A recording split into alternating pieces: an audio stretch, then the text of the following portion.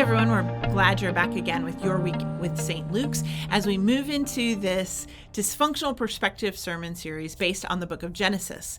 Now, last week, Dr. Ryan talked about Cain and Abel and the responsibility between them and to God and to one another, and how that changes us from a dysfunctional relationship or perspective into a more healthy, functional one.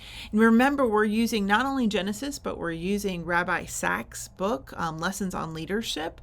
And so we're going to continue on this week with another really famous pair, and that is Abram and Lot. And we're going to be looking at Genesis 12 and 13, and this idea of how these two brothers kind of struggled with one another and how they came to an understanding of how to move on in their relationship, moving in different ways, but doing so with a generous spirit. And what does it mean to have not only, as we've talked about before, a heart of peace, but a generous spirit towards others? And let's see where Ryan takes us this week. So with that, let's listen to Dr. Ryan Bonfiglio. Hey everyone, and welcome back to week 2 of our series on dysfunctional relationships. I'm Ryan Bonfiglio, and I teach Old Testament at Candler School of Theology. Now, we all have heard stories about strange uncles. You know what I mean, right?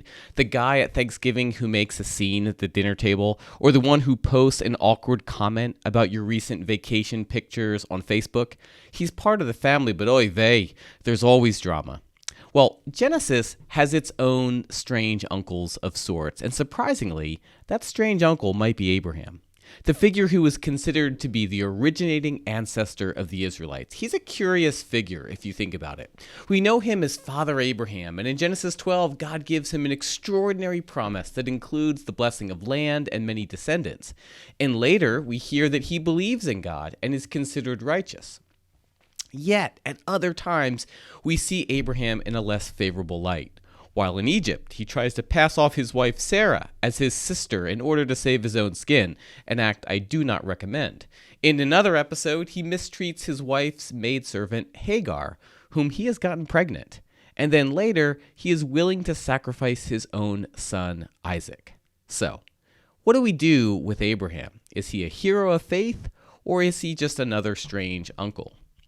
In this session, we'll be taking a look at Abraham from the perspective of his nephew, Lot. The interaction between Lot and his uncle Abraham reveals much about who Abraham is and what it means to trust in God's promises. We'll be focusing on 3 episodes, all of which occur between Genesis 12 and Genesis 19.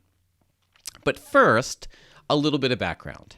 In Genesis 11, we learn that there's this man named Terah, and he has 3 sons, Abraham, Nahor, and Haran. And they all are living in the land of Chaldea, which means Babylon. Lot is Haran's son, but his father dies early, leaving Lot as an orphan. Lot is then taken in by his grandfather Terah and is cared for within that family system. Now, the other thing that you need to know is that Abraham and Sarah are childless long into their marriage. In fact, long after they would biologically be able to have children. All of this matters as we arrive at Genesis 12, when God first calls Abraham. There, Abraham is famously called by God to leave his country, his kin, and his family to go to the land of Canaan, that God had promised. In obedience, Abraham goes. But here's the curious thing that we often overlook. Genesis 12:4 tells us that Abraham brings Lot with him, which, on the surface of things, seems to go against God's call to leave behind his kin and his family. So, what do we make of this? Well, on the one hand, we might see this as an expression of Abraham's compassion. In the biblical tradition, an older brother would be responsible for looking after their sibling's family if the younger brother were to die. And it's not hard to imagine Abraham doing just that. Abraham would have become the de facto father figure for his nephew Lot after his brother had died. So in bringing Lot along with him, we see in Abraham a faithful desire not only to support his family, but also to follow the Bible's emphasis on caring for the most vulnerable in society, which included orphans. But there's another way we might see things as well. As Abraham and Sarah grow older, the promise that God would give them many descendants seemed less and less certain. In fact, biologically speaking, having a child at this point was certainly out of the question.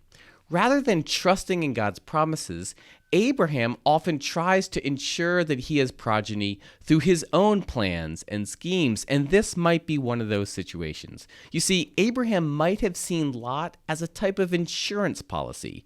If he and his wife were to continue to be barren, Lot then, as a type of surrogate child, would become his heir. Any kids Lot might have would then be considered descendants of Abraham. So, was bringing Lot along with him an act of compassion, or rather, is it the first of a number of examples of Abraham not fully trusting in the promise of God? We can't say for sure. Both possibilities are there in the text. Now, whatever the case might be, the next time we hear about Lot is in chapter 13 of the book of Genesis. By this point, Lot and Abraham have both become wealthy. Yay! They both have vast flocks and herds, so much so that Genesis 13:6 says, "For their possessions were so great that they could no longer live together." I think there's a lot to this verse here, verse 6. It's hardly plausible that the whole land of Israel could not literally support these two individuals and their families. So rather than taking this description at face value, I think we are to read this as a commentary on the divisive potential of wealth. Money often drives family apart, doesn't it? This is the central plot of the popular HBO series, and I know I'm referencing HBO a lot in this study, but this is the central plot of the HBO series Succession, in which the children of a billionaire media mogul are consumed by conflict as they search for power and a greater share of their family's wealth. Or we might simply think of couples who have won the lottery, and instead of finding bliss in their new riches, they often are driven apart. Wealth, as it happens, does not always lead to happiness, and many of us know this already. A 2010 survey from Princeton University revealed that happiness increases with salary, so the more you make, the happier you get, only up until a certain point, and that point is about $75,000 a year. Beyond this point, the correlation between more salary and more happiness actually goes in the opposite direction. According to another survey from Cal Berkeley, individuals making $30,000 a year said that they would need to increase their salary to $50,000 a year to be more happy. But those making $100,000 a year said that they would need to increase their salary to $250,000 a year in order to be happier. See, whether in ancient times or now, having more does not often lead to greater happiness, let alone greater harmony within our families. Now, in either case, eventually, Abraham does the noble thing by allowing Lot first choice of the land he wanted, taking whatever was left for himself. Lot chooses what is referred to as the plain of Jordan, which in Genesis 13 is described as being well-watered and like the Garden of Eden. This seems to signal that Lot has gotten the better part of the deal. After all, he has gotten the paradise, the Garden of Eden. But we might detect a more ominous note in this description of Lot's land being like the Garden of Eden. If you recall, the Garden of Eden is a paradise, but it's also the site of the first human sin. And interestingly enough, in that story, it's also a desire for more that is at the root of the problem. Despite having the whole garden at their disposal, Adam and Eve covet and take the only thing that is really off limits: the fruit of the tree of the knowledge of good and evil. This pursuit of more eventually fractures that little family as Adam blames Eve and Eve blames the serpent, and both end up losing access to the land God had promised. So maybe it is that we are supposed to see Lot's actions in light of Adam and Eve's mistakes. Is Lot, too, coveting what is beyond his reach? How does that desire for abundance drive a rift between Lot and his uncle Abraham? How might the same happen in our own families again and again? This brings us to the third episode in the Abraham Lot story, and it's found in Genesis 19, and I think it's the most complicated. Here, Lot is dwelling in one of his cities, the city of Sodom. Earlier in Genesis, Sodom has been described as a place of great wickedness. Now, the text doesn't tell us why.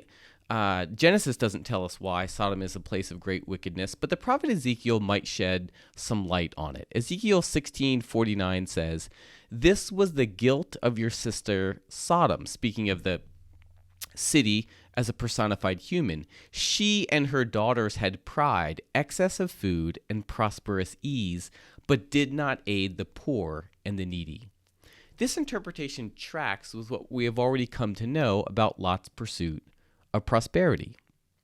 Now, one day, two visitors come to Sodom for a visit. Lot greets them and, as a gracious host, offers them a meal and lodging for the night. The men of the city hear of it. They come to Lot and demand that he bring out the guests so that they could forcibly sleep with them. Lot begs them not to do this. Now, I've often heard this story read by those who are anti-gay as evidence that the Bible is against homosexuality. Friends, this is not a good argument. In context, the issue at hand is not sexual preference or homosexuality, but the issue at hand is violation of the deep value of hospitality. We see this in verse 8.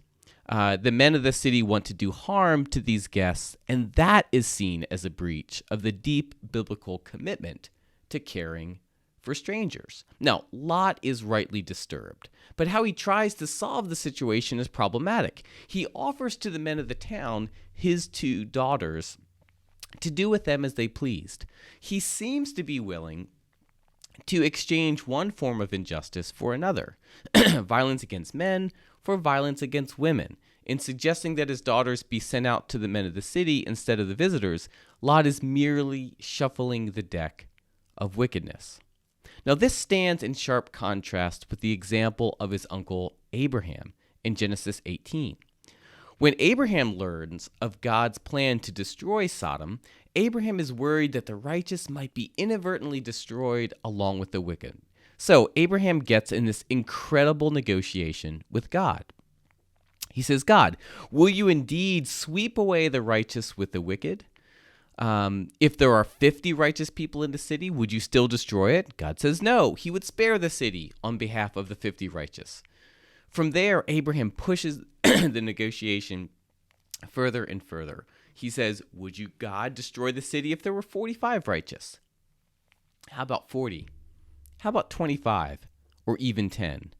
Each time God says no, the city would be spared if righteous individuals could be found. So, what do we make of all of this? Well, it seems that Abraham knows something about justice and righteousness that Lot does not. Injustice cannot be solved with another form of injustice. In this story, the fracture of codes of hospitality could not be solved by offering up his daughters unwillingly for the men to do what they please with her. Abraham, on the other hand, is willing to bargain with God for the sake of those who might be innocent in Sodom. Perhaps Abraham's motivation stems from his awareness that his nephew Lot was an inhabitant of one of these cities that God would destroy. So in lobbying God to not destroy Sodom, Abraham is actually trying to protect his own nephew, who was an inhabitant of that city. Or perhaps Abraham's attempt to stave off violence stems from the calling God had given him to be a blessing to all people and to all nations. In either case, the story concludes this way. The two visitors who came to Lot in the first place usher him and his family out of the city so that they would not be swept away in its destruction. On their way out, just as the city is being destroyed, Lot's wife looks back, perhaps with longing for the city she was leaving. For doing so, she is famously turned into a pillar of salt. This odd note can be understood as what is known as an etiology, a story about the origins of a practice or a phenomena. In this case, it's a story that explains the presence of salt formations, which are in fact quite common in the area around the Dead Sea where Sodom is located. Even though God spares Lot from the destruction of Sodom, Lot never reunites with his uncle. In fact, Lot's children become the progenitors of Israel's sworn enemies, the Moabites and the Ammonites. What began as a family dispute over wealth and prosperity in the story of Genesis eventually results in an ongoing conflict between nations. Lot and Abraham are complicated figures, no doubt, and so is their relationship with one another. Lot, for his part, is presented as someone who is motivated by greed and who is willing to exchange one form of injustice for another. But at the same time, we must remember his background as an orphan. One wonders, is his desire for wealth a function of his own experience of scarcity and poverty as an orphan?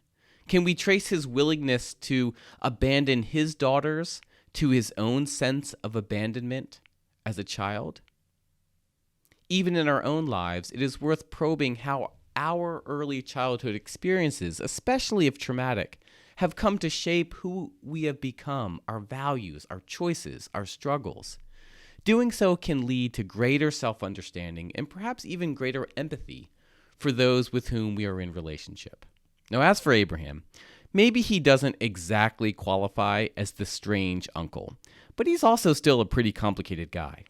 While he genuinely seems to care for his nephew Lot, he is forever plagued by his doubts about whether God would indeed give him descendants. And while he is willing to bargain with God in order to protect the innocent of Sodom, one wonders, why isn't Abraham similarly willing to bargain with God in Genesis 22 when he is called to sacrifice his innocent son? Where is his commitment to justice and righteousness in that story? Is being willing to sacrifice his own son in Genesis 22, or in being willing to sacrifice his own son in Genesis 22, Abraham is actually much like Lot, who is willing to sacrifice his own daughters in Genesis 19. In either case, what is remarkable about this story, as is so often the case in the book of Genesis, is how God shows up. As an expression of his chesed, God in the end sticks with both Lot and Abraham. Lot is ultimately spared from the destruction of Sodom, and Abraham ultimately bears a son. Their mistakes, though significant, do not disqualify them from God's mercy. The same is true of us and our families. There's space at God's table for all of us, even the weird uncles